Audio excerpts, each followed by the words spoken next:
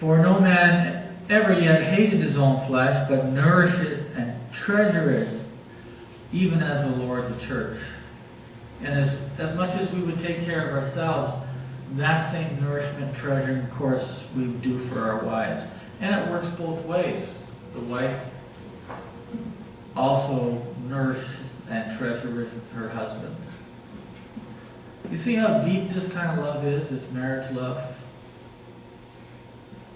Nurturing and treasuring. This is on a spiritual level. This is beyond the world. This is very, very deep kind of love, where we're willing to make a sacrifice of ourselves for somebody else. We're willing to put away our own selfish needs, wants, and desires to uplift the person we're with. We're willing to give up the big screen TV so she can get the couch. We're willing to give up the nice shoes and the extra jackets so he can go out on a game of golf.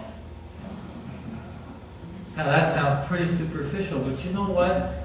It's funny.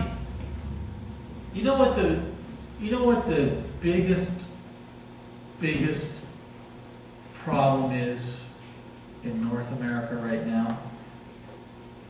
Divorce. And you know what the biggest problem in marriages is these days? Money. Money is the root of all evil, they say. Money comes between married couples so much. Why? Because there isn't enough of it. And because they grew up with two separate ideas about what to do with money.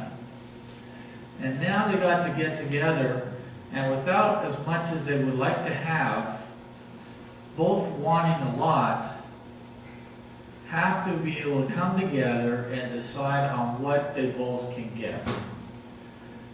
And then there's the stress when there's not enough. I tell you what, the stress of money on the marriage is something else.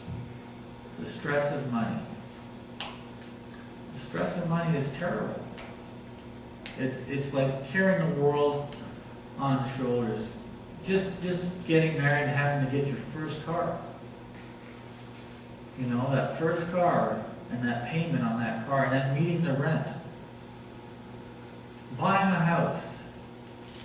And knowing that for the rest of your next 25 years, you're going to be spending $1,000, $1,500, $2,000 a month just to keep that roof over your head.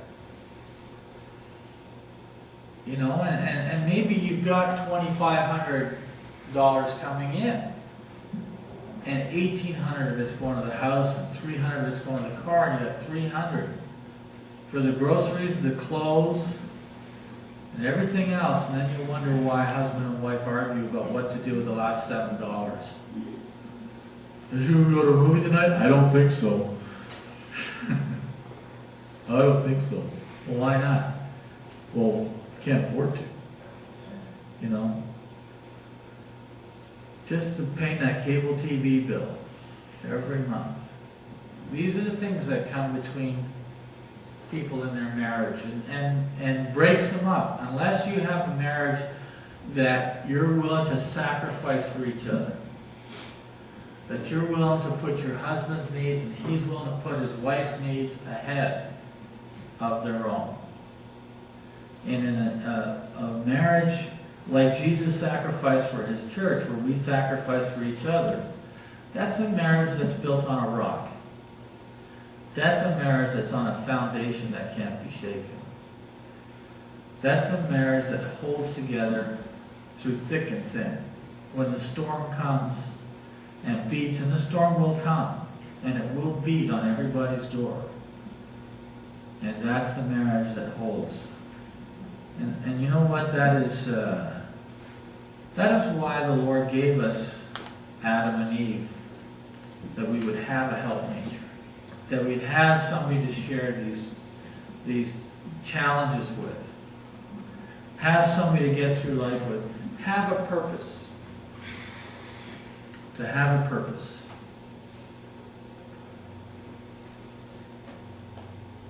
Once again, in Ephesians 5:31 says, "For this cause shall a man leave his father and mother, and shall be joined unto his wife, and they two shall be one flesh." This is a great mystery. Marriage really is a great mystery. A really effective, properly working marriage is a great mystery. And young adults, I would say that you need to be aware of how deep and how wonderful a mystery it really is. I tell you, I left home when I was 17. I got a job. All the money I brought home was mine. I decided what to do with it. I bought my clothes, I went out, I entertained myself. Bought the furniture I thought I liked. Got another job, same thing. I met my wife. I had already gotten used to deciding what to do. Of course, my wife had grown up and had made all her decisions. She'd already lived on her own. She'd already budgeted her own money and decided what to do with it. Do you think we had the same ideas about everything? Do you think we did? Right? Do you think we would always agree on everything we spent? So we had to learn. We had to learn to live together. First couple of years, I think, a new marriage, they don't even know how to live together.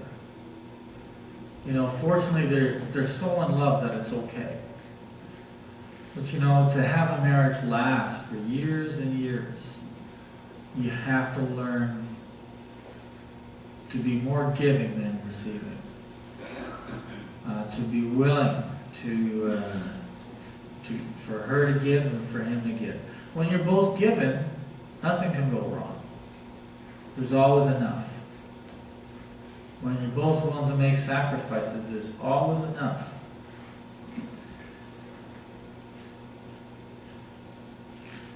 And in verse 33 of Ephesians, it summarizes it by saying, "Nevertheless, let every one of you in particular so love his wife, even as himself, and the wife see that she reverence her husband." That's such a level. You know, I can't say I keep my marriage on that level all the time. I like to. But it's there. It's there. We can go to that level when we need to. We can go there when times get tough. We can go there when we get angry. We can go there when we disagree. You know, we can raise the level up and step back from our selfishness and our worldliness and come to agreement and love each other and reverence each other more than anything in this world. And that's good marriage.